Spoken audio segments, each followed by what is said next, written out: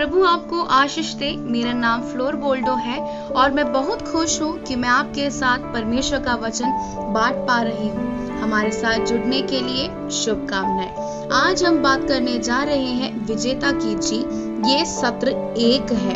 हम देखेंगे कि 5 पहलू और 5 बिंदुओं के लिए, ताकि हम वास्तव में विजेता महसूस करें और हम साथ में बच्चों की सेवकाई में कार्य करने की जीत का आनंद ले सके। मैं आपको आमंत्रण करना चाहती हूँ कि मैं आपके साथ परमेश्वर के वचन में चले और देखें कि पहला शमूएल अध्याय 16 उसका 1 से लेकर 13 तक, जिसमें हम चर्चा करने जा रहे हैं।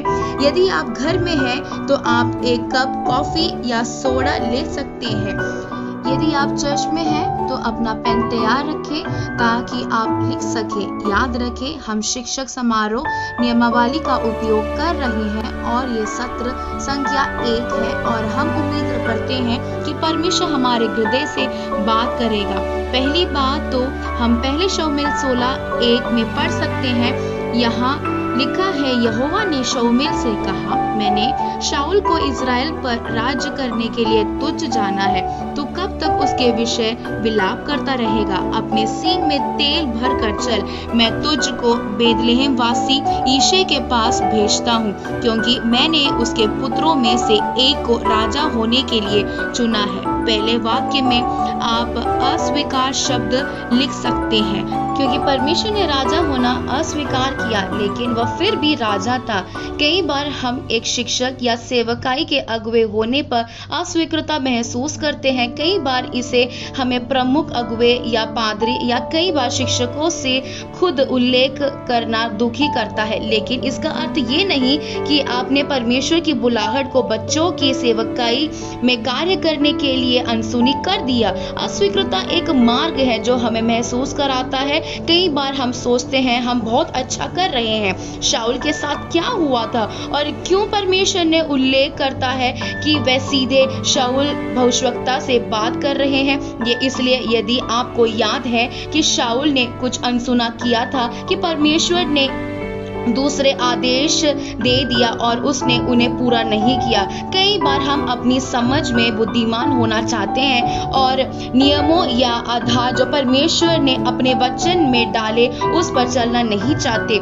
या हो सकता है कि कई बार हम भूल जाते हैं कि हमने अपनी बुलाहट परमेश्वर से पाई है और विजेता की जीत को बनाए रखने के लिए हमें याद रखना चाहिए कि हमें को चुना है, ताकि आप बच्चों की सेवकाई को बढ़ा सके। और हो सकता है कि लोग आपको अस्वीकार कर दे। याद रखें कि आप फिर भी एक शिक्षक अगुवे हैं जिसे परमेश्वर ने बुलाया है। ये बिंदु 2 है। आगे इस पद में मिलती है, और मैं चाहती हूँ कि आप वहाँ वाक्य में असीम डर शब्द लिखें। संज्ञा नंबर 2 कहता है, हम बहुत डर जाते यदि हम जानते कि परमेश्वर क्या कर रहा है। कल्पना कीजिए कि परमेश्वर आपको एक पत्र भेजता है, उसमें जैसा जो मेरे पास आया है, आप पत्र को खोलते हैं और पढ़ना आरंभ करते हैं। उसमें वह सारी योजना है जो परमेश्वर ने आपके लिए की है और परमेश्वर कैसे आपको उपयोग करता है, और गलतियों भी जो आप करेंगे उसको परमेश्वर बताता है। उन गलतियों में उसकी सहायता करेगा और आप उस पत्र को पढ़ना आरंभ करते हैं और आप बहुत डर जाते हैं और कहते हैं, क्या सच में परमेश्वर मैं ये पूर्ण कर पाऊंगा? परमेश्वर का वचन अगले पद में कहता है, शमूएल बोला, मैं कैसे जा सकता हूँ? यदि शाऊल सुन लेगा तो मुझे घात करेगा। यहोवा ने कहा, एक बचिया साथ ले जाकर कहना, मैं यहोवा के लिए यज्ञ करने को आया हूँ और यज्ञ पर यिशै को न्योता देना। तब मैं तुझे बता दूंगा कि तुझको क्या करना है, और जिसको मैं तुझे बताऊं उसी का मेरी ओर से अभिषेक करना। तब शमूएल ने यहोवा के कहने के अनुसार किया और बेथलेहम को गया। उस नगर के पुरनिये थरथराते हुए उससे मिलने को गए और कहने लगे, क्या तू मित्रभाव से आया है कि नहीं? उसने कहा, हाँ, मित्रभाव से आया हूँ। मैं यहोवा के लिए यज्ञ करने को आया हूँ। तुम अपने अपने को पवित्र करके मेरे साथ यज्ञ में आओ। तब उसने यिशै और उसके पुत्रों को पवित्र करके यज्ञ में आने का न्योता दिया। कई बार जब एक नया अगुवा आता है तब बहुत डर होता है। जब एक शिक्षक या परिस्थिति के कारण परिवर्तन होता है तो बहुत डर होता है। वह घूमता है जब कोई जाता है, इस बात का भी बहुत डर होता है कि हमारा क्या होगा, क्या होने वाला है। मुझे पता है बहुत शिक्षकों ने छोड़ दिया, बस छोड़ दिया इस महामारी के समय में, क्योंकि उन्हें बिल्कुल अब नहीं लग रहा था कि वह प्रशिक्षित है बच्चों को आगे पढ़ाने के लिए, अपने बच्चों के साथ परमेश्वर का वचन को बांटने के लिए टेक्नोलॉजी का भी बहुत मांग कर रही है। एक नया अगुवा आया और उसे इस क्षेत्र का अनुभव था, जिस कारण उन्हें दबाव महसूस हुआ और बहुतों ने छोड़ दिया। उन्होंने कहा नहीं, हम नहीं कर सकते, और उन्होंने वहां छोड़ दिया क्योंकि उन्होंने इस बात पर विश्वास करना छोड़ दिया कि परमेश्वर वह है जो हमारी सहायता करता है और बलवान बनाता है। मुझे पता है कि टेक्नोलॉजी डराने वाली है। मुझे पता है टेक्नोलॉजी और नया विकास आपसे ये बुलवाएगी कि मेरे पास इतनी योग्यता नहीं, लेकिन परमेश्वर पर भरोसा रखे हम बहुत डर जाएंगे ये जानकर या विचार करके कि यदि परमेश्वर ने मुझे यह पत्र भेजा होता और कहा होता फ्लोर तुम इंडिया जाओगी और बहुत सारे लोग तुम्हें जानेंगे, तुम पाठ्यक्रम दोगी और बहुत सारे स्थानों में कार्यशाला चलाओगी, लोग तुम्हारे पास आएंगे। अगर मैंने ऐसा कहा होते नहीं, आप किसी और के बारे में कह रहे हैं, मैं ये सब नहीं कर सकती। लेकिन सच्चाई ये है कि परमेश्वर के अनुग्रह से हमें बुलाया गया है। मैंने कभी नहीं सोचा था कि इस जगह पर मैं कभी रहूंगी।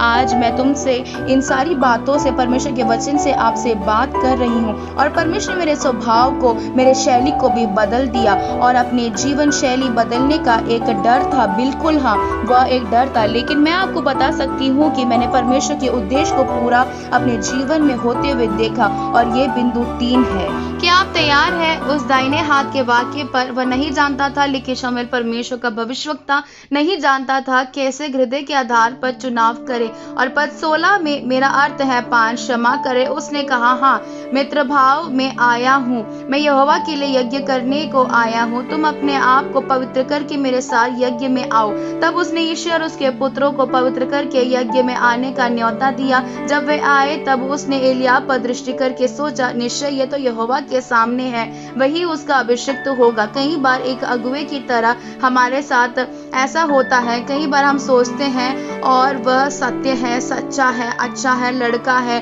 लड़की आते हैं जिन्हें व्यवस्थित तौर पर अध्ययन किया है, और कई बार एक अगुवे की तरह हम भूल जाते हैं या हमें नहीं जानते कि कैसे हृदय पर आधारित चीजें चुने। वह एक अत्यंत प्रशिष्ट व्यक्ति हो सकता है, लेकिन हो सकता है कि एक व्यक्ति जिसे पढ़ाई नहीं की है वो व्यक्ति हो जो परमेश्वर वास्तव में जवानों के सम्मुख में रखना चाहता है। आप जानते हैं क्यों? क्योंकि अनुग्रह और ज्ञान परमेश्वर की ओर से आता है। ज्ञान होना बहुत आवश्यक है कि हम जाने कि आपको प्रशिक्षित करें। यही है जो हम कर रहे हैं, लेकिन बुलाहट परमेश्वर की ओर से आती है। कई बार हमें नहीं पता होता कि चुनाव कैसे करें, और यह होता है कि यह अगुवाई के साथ भी होता है। कई बार हम संसारिक ज्ञान पर ध्यान केंद्रित करते हैं। ये बिंदु संज्ञा 4 क्या कहता है? परमेश्वर बाहरी रूप नहीं वरन हृदय को देखता है। जब भविष्यवक्ता ने एलिया को देखा, उसने कहा यह अवश्य ही परमेश्वर का अभिषिक्त है। तख्तवार अवश्य मनोहर, अवश्य एक प्रभावशाली व्यक्ति। और आप जानते हैं कि परमेश्वर बाहरी रूप नहीं हृदय को देखता है। वहां नीचे लिखे, लेकिन परंतु यहोवा ने शमूएल से कहा, ना तो उसके रूप पर दृष्टि कर और ना उसके कद की ऊंचाई पर, क्योंकि मैंने उसे अयोग्य जाना है। क्योंकि यहोवा का देखना मनुष्य का सा नहीं। हाँ, मनुष्य तो बाहर के रूप को देखता है, परंतु यहोवा की दृष्टि मन पर रहती है। आप जानते हैं, जब मैं 14 साल की थी, जब मुझे संडे स्कूल क्लास में पहले कार्य करने को आमंत्रण किया गया, वहां मुझसे अधिक लोग थे जो बहुत ही अनुभवी थे, लोग जो अपने आप को व्यवसायिक तरीके से पहले ही से तैयार कर रहे थे। लेकिन यह बहन सुकुरो पहले ही से प्रभु के पास है। अपने आप में बहुत खुश है। उसने मुझे काम करने के लिए आमंत्रण किया। यद्यपि मैं जवान थी, बहुत जवान, मैं ये नहीं बोलूंगी कि मैं कितने साल की थी और मेरे पास कोई अनुभव नहीं था। उसने मेरा हृदय देखा, मेरी आंखें सब तरफ देखती थी। मैंने दूसरी बहन को बाइबल संबंधित कहानियां सुनाते देखा और वह भी एक अनुभवी नहीं थी। उसने पढ़ाई नहीं की थी। उसका नाम अनीता मैरी था। मैं मंत्रमुग्ध हो गई क्योंकि मैं ये महसूस कर सकती थी कि प्रभु उसके जीवन का उपयोग हमारे साथ परमेश्वर के वचन बांटने में उन कूटनीतियों के साथ कर रहा था जो उस वक्त बहुत ही आश्चर्यजनक थी। जब मुझे आमंत्रण किया गया, वह बच्चों की सेवकाई की अगुवी थी और उसने मेरे काम को स्वीकार किया। वह था विजेता की जीत मनाना। मैं बहुत प्रफुल्लित महसूस कर रही थी। मैं डरी हुई आई थी, बिल्कुल सही, मैं बस बाइबल का वचन पढ़ा रही थी। मैंने उसी से आरंभ किया, परंतु मैंने महसूस किया कि कैसे परमेश्वर ने मेरे हृदय को भर रहा है।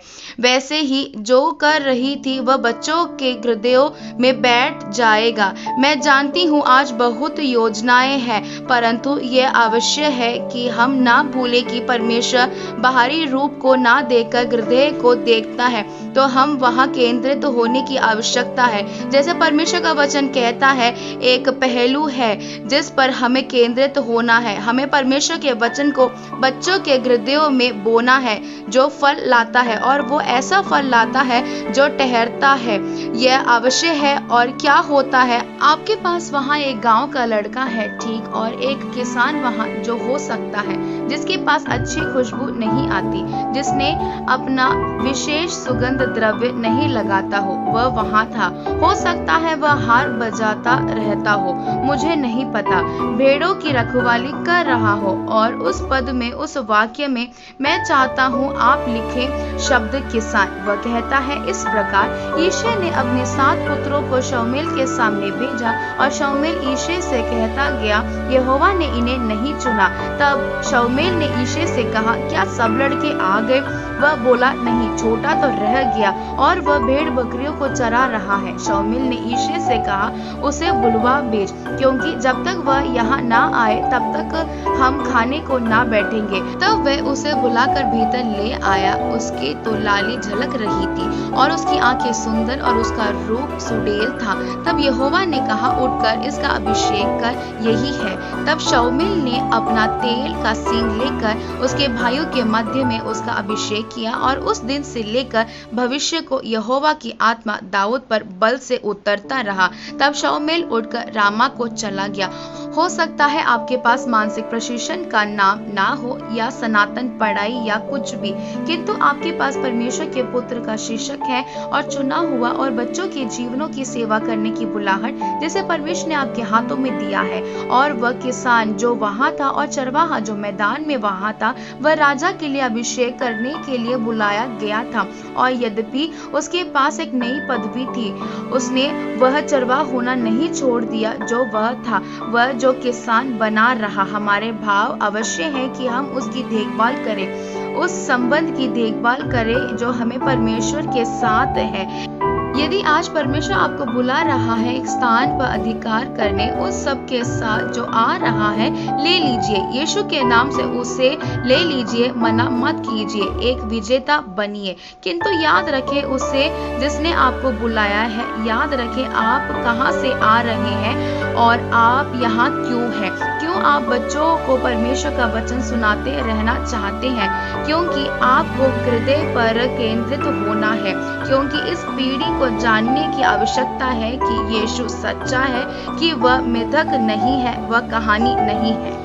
वह हमारे जीवन में सच बना रहता है। जब हम मुश्किल परिस्थितियों में जा रहे होते हैं, आप बच्चों को बोल सकते हैं, आप जानते हैं परमेश्वर आपके साथ है। जब उनमें से बहुत से बच्चों ने इन महामारी में अपने माँ बाप को खोया और वे अनाथ हो गए, और आप उनसे कह सकते हैं कि विश्वास रखें कि परमेश्वर आपके साथ है और आपको सहायता करेगा और आपकी रक्षा करेगा। ये हमारे लिए ये एहसास नहीं करा सकता कि हम जीत रहे हैं, लेकिन मुझ पर विश्वास रखें। शिक्षक, मुझ पर एक अगुआ जो मुझे सुन रहा है, बच्चों की सेवकाई के पादरी, आप जो आज कर रहे हैं, इन बच्चों के जीवन में प्रभाव डाल रहे हैं।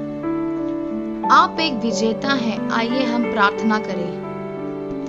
हे हमारे स्वर्गीय पिता, तू जो स्वर्ग में है, इस घंटे में मैं आपके सामने सारे शिक्षकों को रखती हूँ, बच्चों के सेवकाई के अगुवे, पादरियां, स्वयं सेवके, जो भी सुनेंगे और जो सुन रहे हैं इस वचन के द्वारा वह उत्साहित हो। यदि उन्हें बस छोड़ देने का महसूस हो रहा है या फिर बंद करने का महसूस कर रहा है, अगर वो परमेश्वर की सेवकाई नहीं कर पा रहे, बच्चों की सेवकाई में वो शामिल नहीं हो पा रहे, अगर उनके मन में ऐसा महसूस हो रहा है कि वो योग्य नहीं है, तो खुदा परमेश्वर आप उन्हें मदद करें, उन्हें सहायता करें प्रभु। उनकी बुलाहट क्या है वो समझने पाए, उनकी परमेश्वर की बुलाहट को वो समझ कर प्रभु उन्हें आगे बढ़ने के लिए प्रभु आप सहायता करना प्रभु जी। वो अपने हृदय में पिता परमेश्वर केंद्र करने पाए प्रभु जी। जैसा आप बाहरी तौर से आप नहीं देखते हैं, आप मनुष्य के हृदय को तोलने वाले परमेश्वर प्रभु जी। बच्चों के लिए प्रार्थना करते हैं, हर एक शिक्षकगणों के लिए प्रार्थना करते हैं प्रभु। सभी लोग आपके हाथों में मैं समर्पित करती हूँ प्रभु जी। आप उन्हें संभाले प्रभु, वो अपनी बुलाहट में आने पाए प्रभु जी। इस प्रार्थना को प्रभु जी आपके हाथों में समर्पित करती हूँ, यीशु मसीह के नाम से मैं मांगती हूँ, आमीन। क्या बात है, मुझे आपके साथ परमेश्वर का वचन बांटने में अच्छा लगा। बने रहेगा क्योंकि अभी बहुत सारी चीजें सीखना, प्राप्त करना और पाना बाकी है। बाद में मिलेंगे, बाय।